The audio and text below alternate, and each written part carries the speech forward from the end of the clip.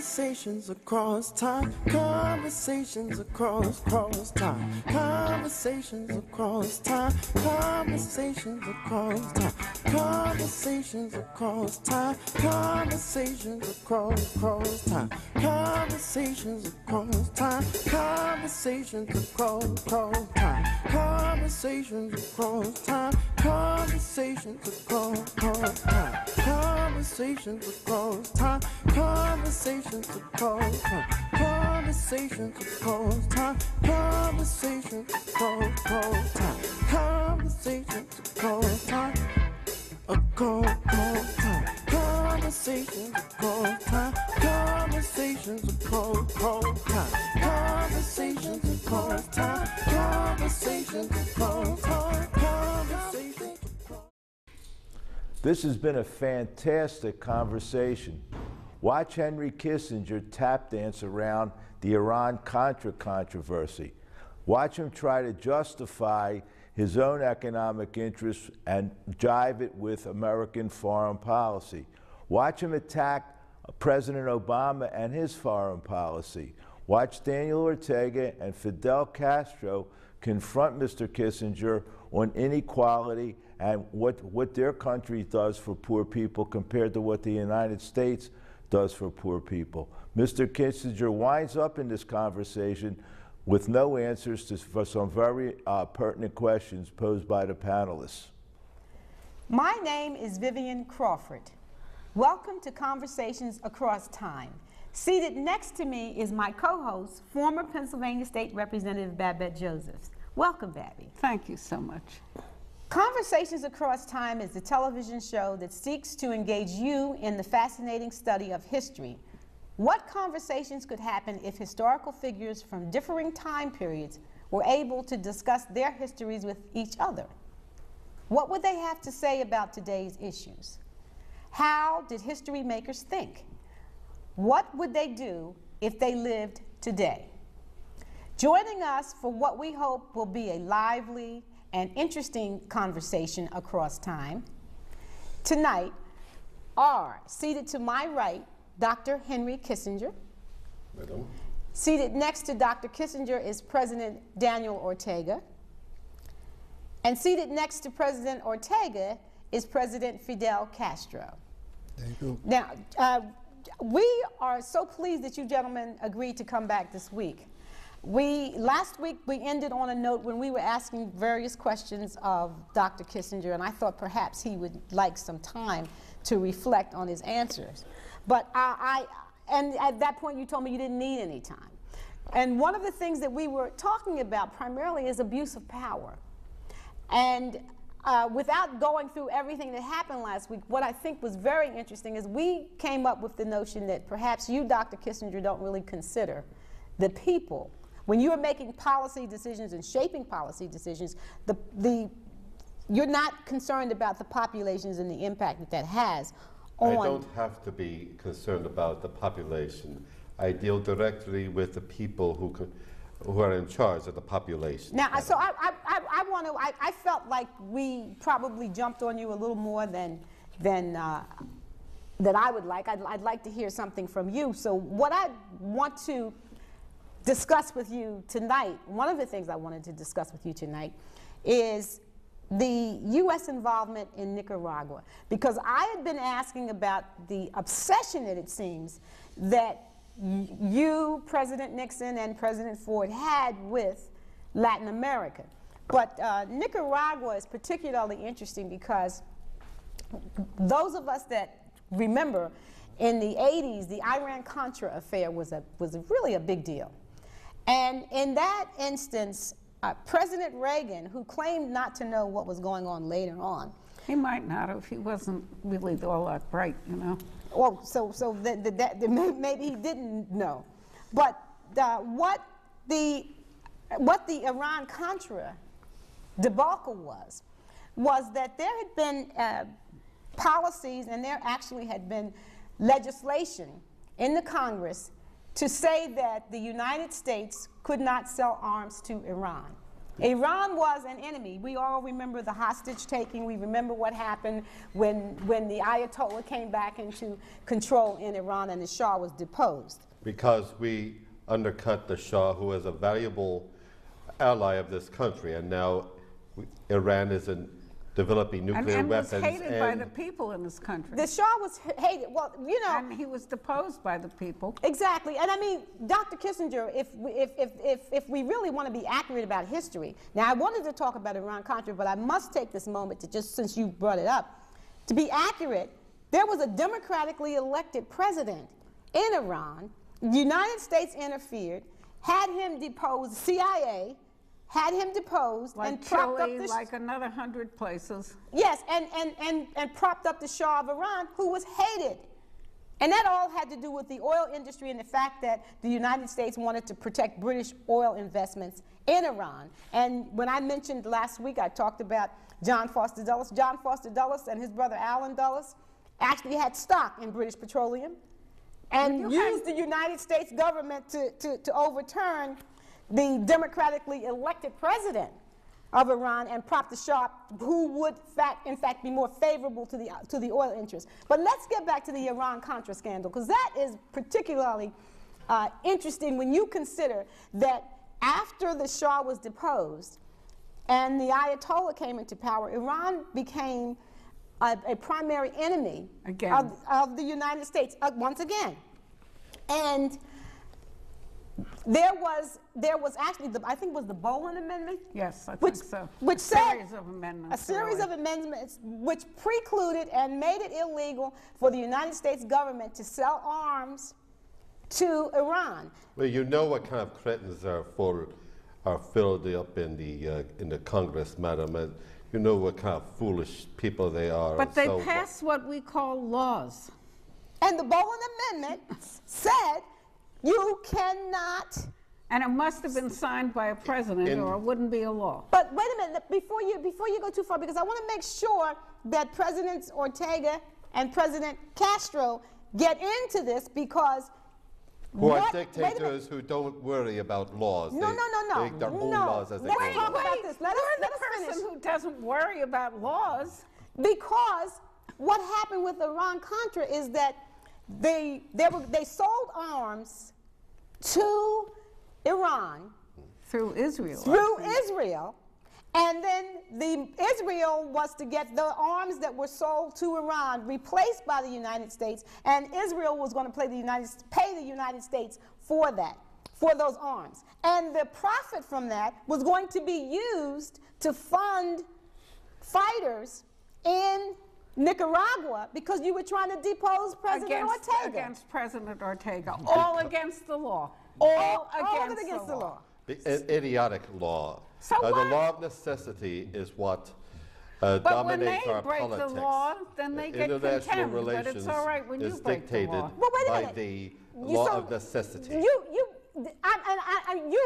This is after you. But as I said, you guys all are cut from the same cloth. You all seem to think alike. Because what happens is you wanted to depose President Ortega, who was doing good things for his country, just like you wanted to depose President Castro. They were all engaged in policies. But in this, wait a minute, in this instance, the United States government, high officials in the government, actually broke the law. They circumvented the Boland Amendments, and I must say Israel was complicit. Oh, absolutely. So I'm just, Now these guys broke laws also. They did. And so why are you criticizing the United States of America, your own country? Because no one went to jail. That's why. No one went to jail for Iran-Contra. And you should have been in jail. Why should I be in prison? No, I asked you, I said, because you're a war criminal, that's why. Clearly you were not involved in Iran, or maybe you were, now that I think of it. But the people that were in the Reagan administration who conducted this secret activity to circumvent the Congress of the United States. That's how diplomacy really works, madam. Yes, madam, that is diplomacy. That is the way diplomacy works, madam. That is always how great nations conduct their business. They don't breaking have the to law. have headlines, and they don't have to have cameras chasing them. By secretly breaking the law. Now, these guys did the same thing, these presidents. That would be fine. Mr. Kissinger, Dr. Kissinger, sir. I would defer to Secretary Mr. Kissinger. On the basis that your humanistic qualities are deficient and that your Humanistic qualities are irrelevant within the conduct of foreign policy. It is not. Mr. Kissinger, Dr. Yes, Kissinger, yes. let's stop the name calling and let's get on down to business. Diplomacy and deception and duplicity, those words for you I would apply most aptly, because what you did in the Iran-Contra conspiracy is breaking the law. It is illegal. You are a criminal. You are, in fact, de facto war criminal in my estimation of the character that you present to A the dictator to the who world. oppresses We're not his going to people call does names. not call me We are a not war calling, criminal. We are not Well, calling I names. mean, not just President Castro's calling you a war criminal. I mean, you know, there's Lots of people lots think of people have called you that and talked about the fact that even some of the things that you did in Pakistan, for instance. What about Pakistan? Well, first, what about it? When you were told, when you were informed that that students were protesting the government of East Pakistan, and you were actually sent a telegram. I'm trying to think of his name that sent you the telegram, and you made the statement to tell him not to be concerned about the Pakistani people. President Yahya Blood. Khan. It was blood. It was. Oh, yes. Yes. I Do remember you remember him. your statement? What was your statement? Yes, I told him, as I tell you, to knock it off with the civics lessons, because President Yahya Khan was instrumental in opening our channel to China, so that we may begin our détente with the People's Republic of China. And so it didn't matter to you that Bangladeshi students were being murdered, being massacred. That's not our concern, madam. That's It not doesn't what matter you're to in the him. business So of, does, madam. your answer is no. It's very simple. It doesn't matter to you. That's not our concern. That's not what we're in business for, madam. But you negotiated the lives of young people to open relations with a communist country that you oppose so vehemently in Latin America. You become involved in Latin American affairs when we are so small a country that we threaten you in no kind of way, yet you embargo us. You try to deter us from survival, and you also try to impose that throughout the hemisphere. So That's because it is best, Mr. President, to deal with great powers, and I have to say your country is not a great power. It is merely, as I have stated before, a proxy, a substitute, But now- doing the dirty business The Soviet Union madam, doesn't of the Soviet Union. But it doesn't think exist people anymore, are so going to- what's the the problem with Soviet Cuba now? Union. What's There the is problem no with Cuba now? Soviet Union. They're maintaining their communist system. They're But maintaining their communism is system. okay in China for you. I mean, I don't understand how it was acceptable in China. Well, you know what? Let's ask this question. Let me ask you about the Kissinger Group. What about the Kissinger? The Kissinger Group, the company that you founded in 1992, and you are in the business of advising businesses in foreign countries. for profit. So I'm I am just wondering, practicing the free enterprise system How that I much? have defended. how last many year. clients do you have in China? How many what? How many clients do you have in China? You were so hot to establish trade negotiations with China, and I'm wondering from your client list, how many of your clients, how much money do you make from doing business in China?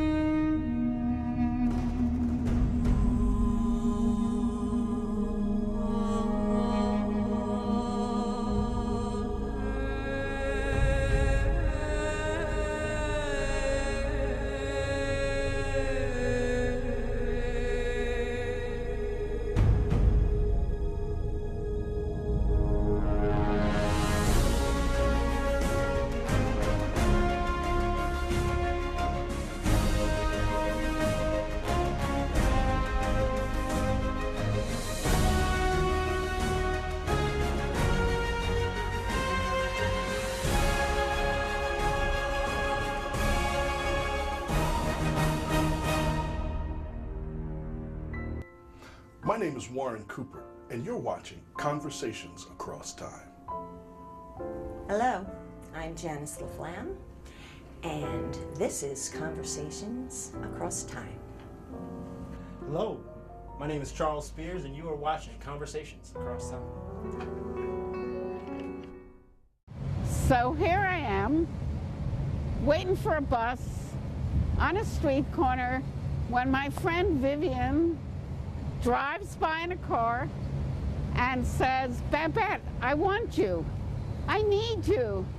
So I thought, sure, and I had a card with me, my business card. I gave it to her, and I thought, I probably won't hear from Vivian again for a while, but right away she emailed me, she called me, and now I'm doing her concept, which is really, really interesting, to make history alive and to relate it to what's happening now in our country and our world. And Vivian dragged me into it. I can't say I really resisted too hard. And that's what I'm doing.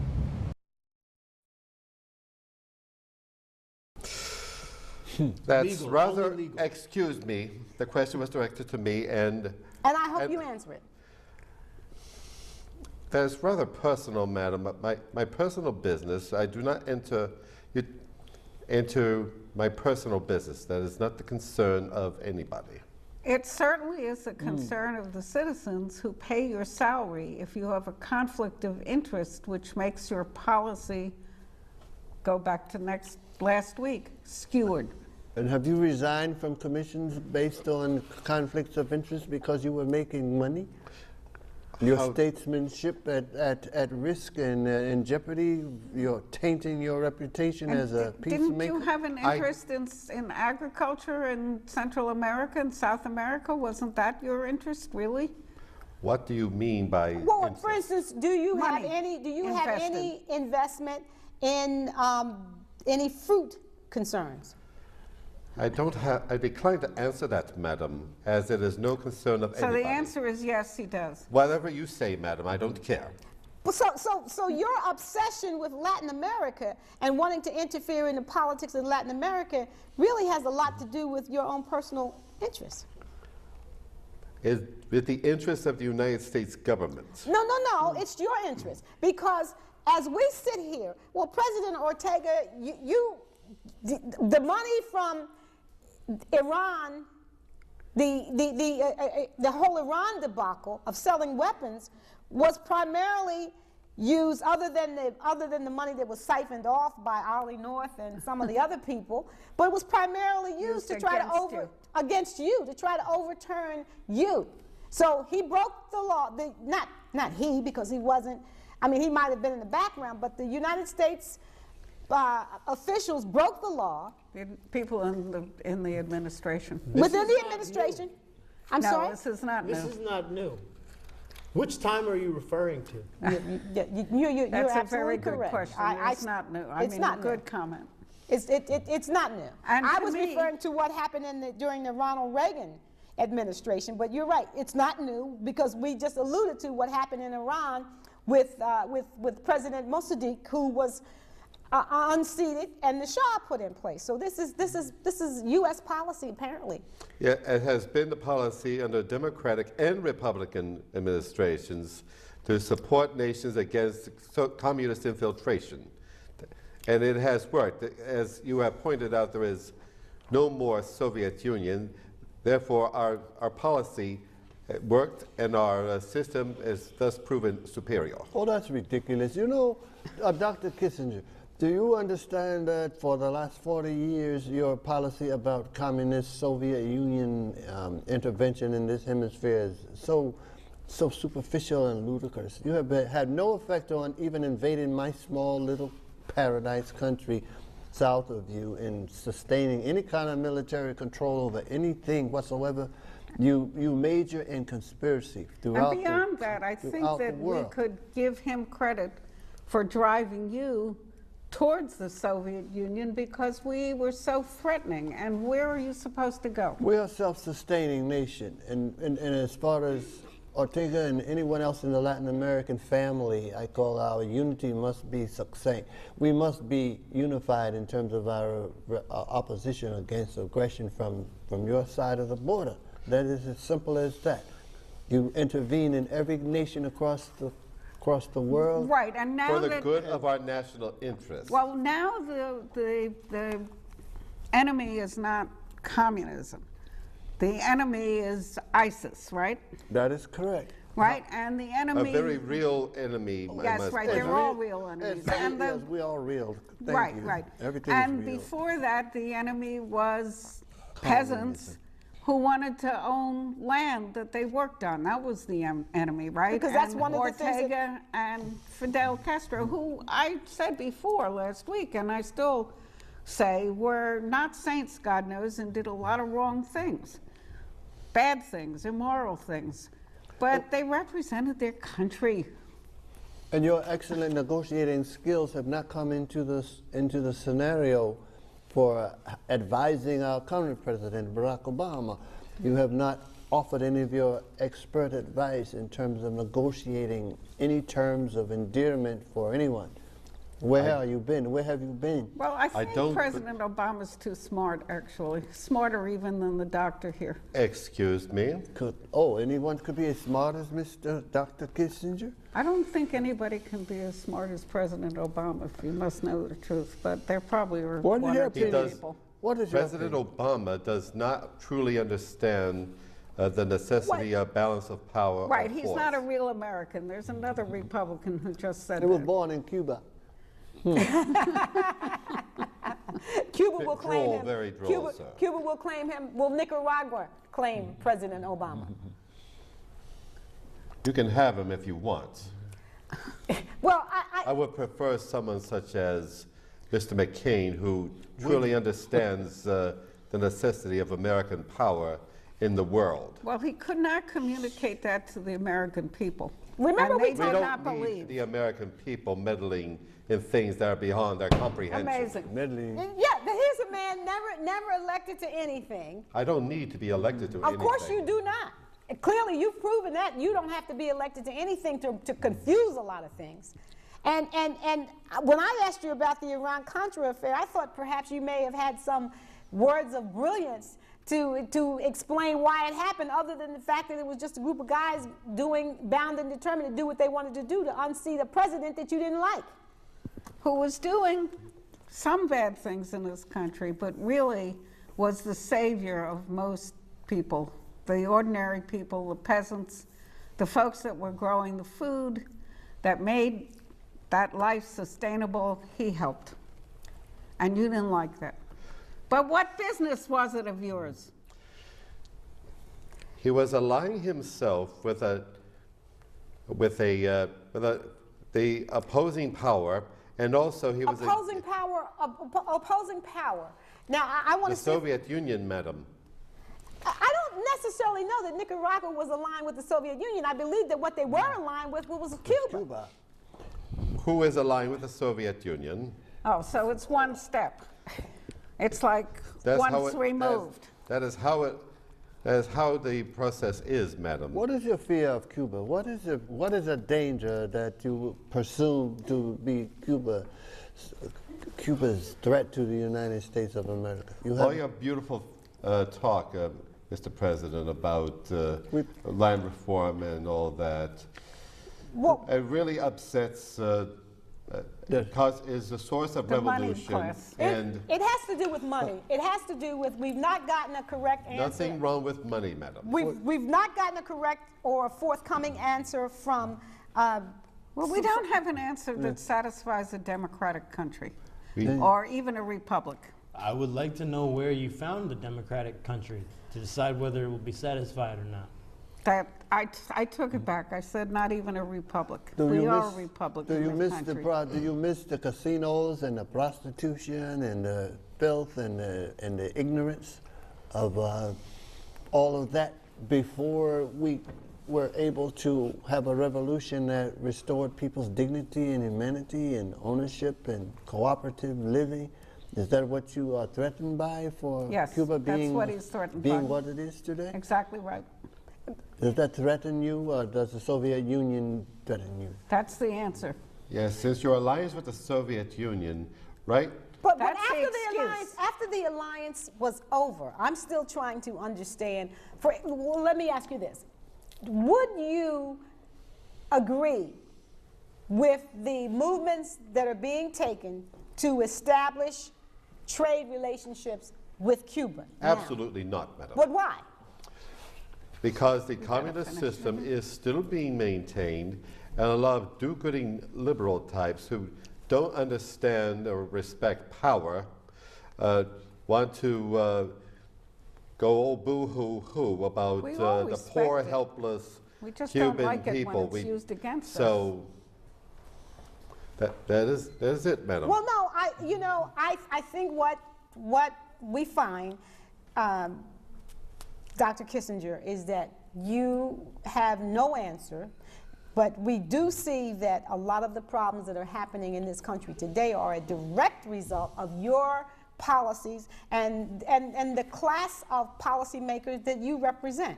But we will not get anywhere with you. You are an enigma. You will simply keep saying the same thing over and over. Which makes no sense. Which you won't listen to because... No, we heard it. I've heard it, but frankly, when we asked you to be a guest, we did think that we would get some information, and the information that we do have is quite simply that you have no regrets. You and the people that you represent are always going to continue to do business the way that you do, to the distress. And keep your private concerns private, and we have no idea about your conflicts. So I'm going to say, on that note, I would say you are less than a statesman. You are less than a statesman that you have been purported to represent. You do not represent a people. You represent Henry Kissinger. Exactly. So, well said. And thank you very much, President Castro. Thank you, President Ortega. Thank you, Dr. Kissinger. And on behalf of Babette and myself and the entire Conversations Across Time crew, we want to thank our guests tonight, and we want to thank them for having expressed their insights. We're grateful for your insights. And we ask that maybe you come back. You'll come back. Yeah. Maybe someday you'll come back, and we hopefully next week our audience will come back, and we will have another interesting conversation across time. Good night.